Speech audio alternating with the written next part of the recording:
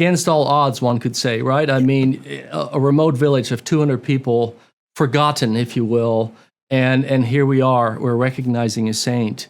And she is, again, she's a humble person. She is known for her simplicity. She was a midwife, again, in a village. We're not talking nurses in hospital rooms and all this. This is just, people at home. So it's just the simplicity of it is just so beautiful. And I think we need these kind of saints, if you will, because, that gives us hope, right? And then we also have this chain, if you will, this connection of the saints, and to see more saints on our native soil recognized, I think it's a real treasure to America and to the Orthodox Church in particular.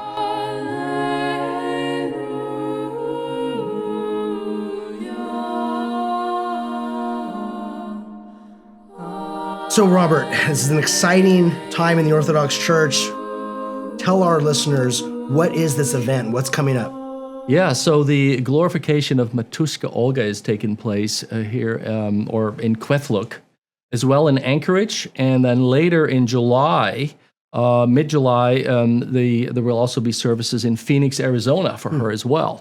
So, who is Matushka Olga? Who is she? Matushka Olga is a priest's wife, Matushka, right, who lived in a tiny little village in Alaska called Kwethluk.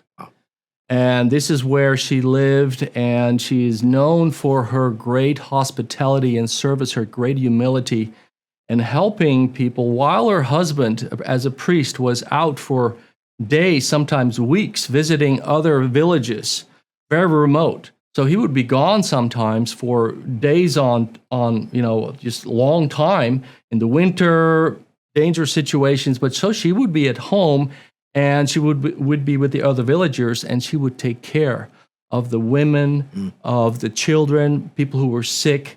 And from all the stories that you hear of children and neighbors and people who knew her, that she was always so open and so warm. You could come to her for anything. You had problems, she would always be wide open, her arms. And so that's really what she's known for, as one that would console you in your trouble. And she could never be bothered. She could never be like, oh, don't bother me, go away, or something like that. So just a beautiful picture of a very humble person. And so this glorification will be happening in 3 places, like I said earlier, in Kwethluk, Alaska, this village where she's from, and then in Anchorage, because Kwethluk is so remote that for other people to be able, the greater amount of people that can then gather at the cathedral, at the OCA Cathedral in Anchorage. So there will be liturgies and services there.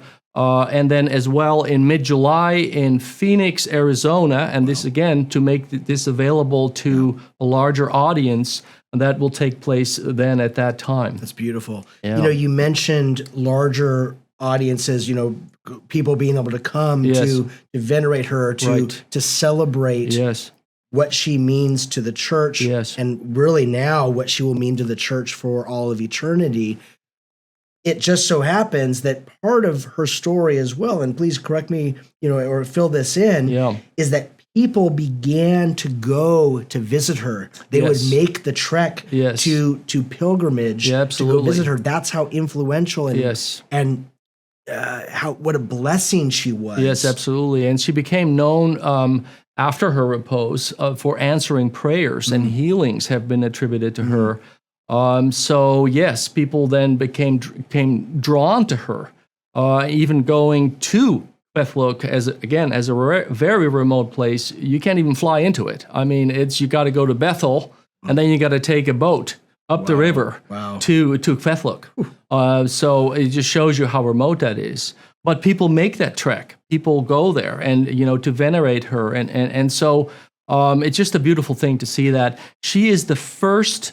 Not only the first woman, but the first Yupik person to be a saint here in America. Awesome. So this is very exciting. Yes. I mean, it's a first in many ways. It's incredible. And what I am personally very excited about is that the people in Alaska, especially the villagers and the native people, are in great need. Christians, Orthodox Christians in particular, There's just a great amount of neglect going on there because they are so remote. Their needs are not known to the larger body of Christians in America. So what I'm so excited about is that this event and her glorification is an occasion to draw attention to the plight of the people there. And so it's just a beautiful thing. Amen. In fact, we will link in this video, we'll link down below, because I know there's some beautiful talks that have been given by the bishop on that point in ways that we can help absolutely our right. Orthodox Christian brothers and sisters in Alaska. Yeah, it's really good. I think this story is so amazing, Robert. I love how you emphasized how remote this little town was that she was part of. Because we often, I think it might be a common misunderstanding of sainthood in the Orthodox Church that you think, well, that person was probably a bishop, he was probably a metropolitan, he was probably very important and very high up in the hierarchy of the church. Certainly we've had those types of saints in the church, right? Or they were martyred, in some way that was grand. You think of Saint Ignatius, etc. Right. But this Matushka Olga is an example, of someone from the middle of nowhere. Yes, that's right. Yes. Who her faith and God's grace, working through people for years and years and years, it becomes this epicenter. Yes. Of the gospel, this epicenter of the church. Right. And for the church to recognize that. So true, so true. Really amazing. Against all odds, one could say, right? I mean, a remote village of 200 people, forgotten, if you will, and here we are, we're recognizing a saint. And she is, again, she's a humble person. She is known for her simplicity. She was a midwife, again, in the village. We're not talking nurses in hospital rooms and all this. This is just, people at home. So it's just the simplicity of it is just so beautiful. And I think we need these kind of saints, if you will, because, that gives us hope, right? And then we also have this chain, if you will, this connection of the saints, and to see more saints on our native soil recognized. I think it's a real treasure to America and to the Orthodox Church in particular. And I can really recommend people who are interested in this, go to oca.org. There's lots of information. Look up Saint Olga or Matushka Olga. You can find all kinds of information about the events and videos and things like that. It's very worthwhile. It's just a beautiful thing. Amen. I will note that Nick, your son, Nick of Cloud Witnesses Radio, he's there, isn't he? He's there right now, and probably has his camera going and getting some recording this amazing historic event. What a blessing that is for him and his family. Robert, are you able to comment at all? I have heard that someone from your family, or maybe your family in general, had known an ancestor of Matushka Olga, or even knew her. Yes. Can you talk about that a little bit? So Matushka Olga's children are, I think two of her daughters are maybe correct. I may not be wrong on that, but at least one of her daughters is still alive.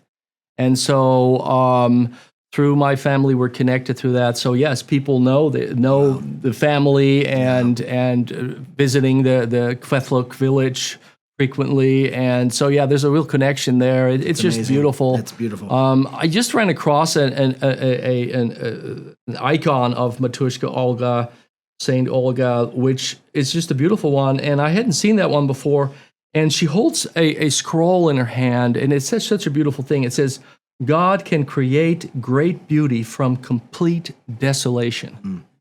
And I think this really describes her life. Imagine a village forgotten in the backwoods, if you will, where desolation and despair is a real thing. But she was there to console people, to help people. And what a beautiful picture that is. This is what we need, what the world needs. And so I just love that icon. It's so beautiful. I also like to read the new troparion that was created for her. Please. I'll read this here. "God has chosen a humble mother from Alaska to be an example for all the servants of God. He has given us Saint Olga as a helper in afflictions, and as a guide to leading a life of sacrificial love. Therefore, we entreat thee, O Holy Mother Olga, pray that we, thy sinful children, may be saved and rejoice with thee in the kingdom of heaven.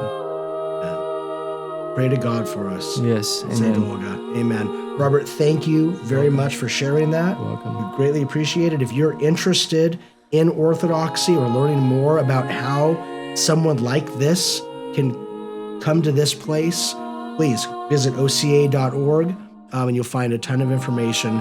Come visit an Orthodox parish near you today.